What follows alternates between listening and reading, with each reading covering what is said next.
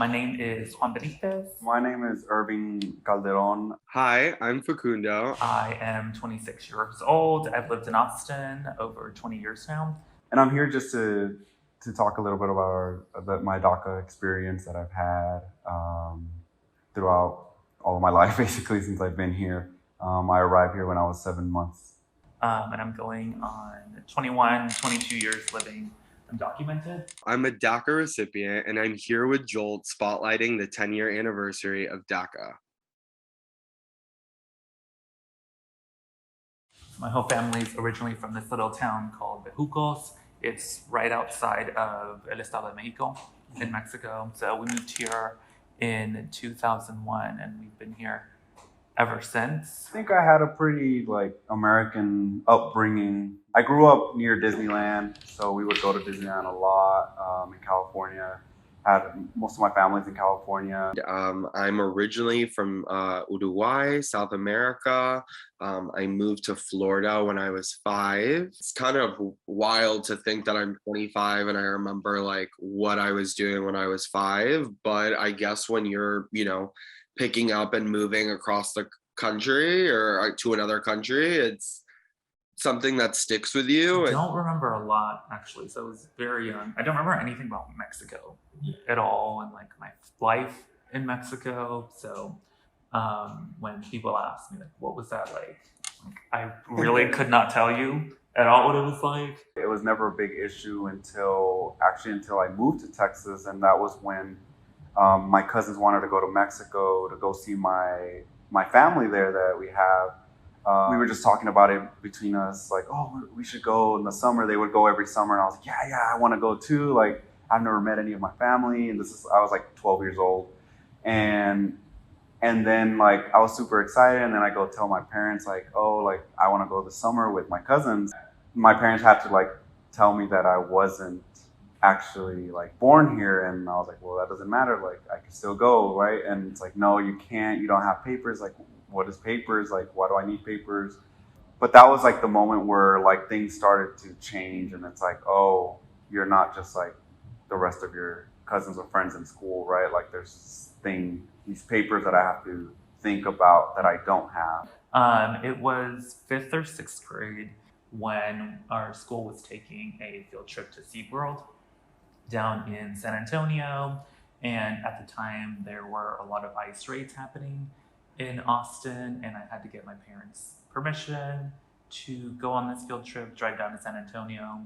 And I was just very confused about why my parents were having this really brash reaction to me leaving the city. I just remember some conversations it's not safe. What if you don't come back? What if we don't come back while you're out of Austin? And that's when I first started getting a sense of the fact that my family was undocumented. And that was just an emotional moment too, because my mom obviously saw that it affected me, that I wouldn't be able to go see my family. My parents have always been really, really transparent from the beginning. So even when I was moving, I knew that this was going to be the situation, and I knew what was happening. And it wasn't anything that I really took too hard or anything, just because I was such a young kid. So 2012 was a great relief. And after that, I was able to apply for my internship that required to graduate too, part of my program. And then I was able to finally get a job in the summer. That was always a thing that I couldn't really get a paid job. I always had to do some jobs that were kind of unpaid just for the experience. I've definitely taken the time to think, to stop and think about the fact that it could always be worse, DACA obviously isn't a long-term solution to what I consider my problem, but it definitely is so much better than being completely undocumented, and I don't take that for granted. And I don't think most people understand that DACA recipients are still undocumented. All DACA is just a 2-year work permit, and you get protection from deportation. So every 2 years, I have to go through this renewal period of submitting an application, paying $495 to the government with my DACA application, the waiting period of seeing if you even get your work permit again. So it's this thing of you're living your life in 2-year increments. It turns out to be more like 18 months increment. It's not all one-sided as one particular group would say, that it's all the immigrants' fault, and it's like, it's really not. But that complexity is lost in all this politicizing, and throughout like my battle with DACA and trying to get a DREAM Act passed, like even though it makes common sense, and even though a lot of conservatives and Republicans like that I've spoken to in both DC and here locally, like they want to support a DREAM Act. They know it's the right thing to do, but it's just the political like nature of it that pulls them back. Going on 22 years next year, who knows when we're gonna get immigration reform. I certainly hope we do not have DACA for 10 more years by the time that we will have passed some form of immigration reform. Voting is really important, but even like as someone who can't vote, there's other ways that you can help, and just being involved in your local issues and in your community issues. I think that's really important, where you realize that you're a bigger part of the community, right? You're not just by yourself, and just like getting to meet these DACA recipients. I think that's really important. Yeah, honestly, I feel like, and this is kind of simple and very like, just like being more open-minded and just showing love towards like people who are immigrants. Obviously, there are a million petitions and so many things that you can do, but it can be as simple as just showing love and just being open-minded towards all people. And it really is that simple.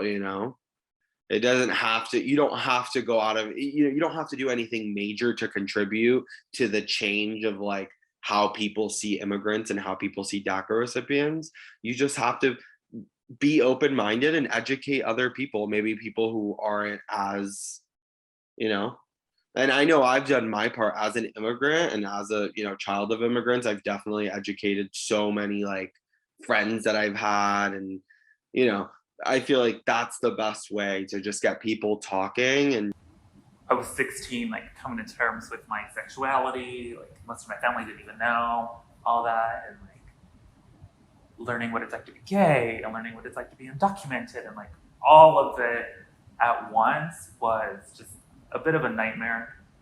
Honestly, I think most people have a hard time coming out. I'm having to come out as gay, and I'm having to come out as undocumented. It's one of those things that I'm having to learn along the way as well, like dating and relationships. And one day I want to adopt kids. I don't know what it's like to adopt kids if you have DACA or if you're undocumented. There's organizations like Voto Latino and Jolt who have been really active in like supporting Dreamers and the DREAM Act, and just putting our faces, Dreamers' faces, at the literally at the table of these representatives from both sides, Republicans and Democrats, and just making sure that they were at top of mind. I want just sweeping immigration reform and like amnesty for everyone, not this tiered process of you apply and then wait 5 years and then 10 years to get your citizenship. Like I wholeheartedly believe people who have been here for decades, like myself, or even families who've been here much less, like just make both citizens. There's enough papeles to go around, absolutely. Any like way that we can make like DACA be heard on like any sort of like mainstream platform, I feel like that would be great, because a lot of mainstream media is open to talking about things like this, and they do care. I feel like they just need the right people. I think what's so important is, especially in Texas, so many of our communities and Latino communities are mixed status families. Some kids are citizens, some are not, some are in the process of becoming permanent residents and then eventually citizens. So it's really of organizing a lot of Latino families across the state to become voters and ingrain voting into our culture, and there are organizations like Jolt doing that, and Workers for Defense and TFN, it's a network of progressive organizations. And we're doing that throughout Texas and across the country, where a lot more immigrants and undocumented folks and dreamers are building political power, but we're not able to exercise that power at the ballot box because we can't vote. So it's this like unleashing that potential in our communities, which will transform our country in the long run. And we're taxpayers, we're working, we're building your houses, we're cleaning your houses, we're running communications for nonprofit organizations like I am, right? And it's just like there's still that looming cloud if we don't have immigration reform.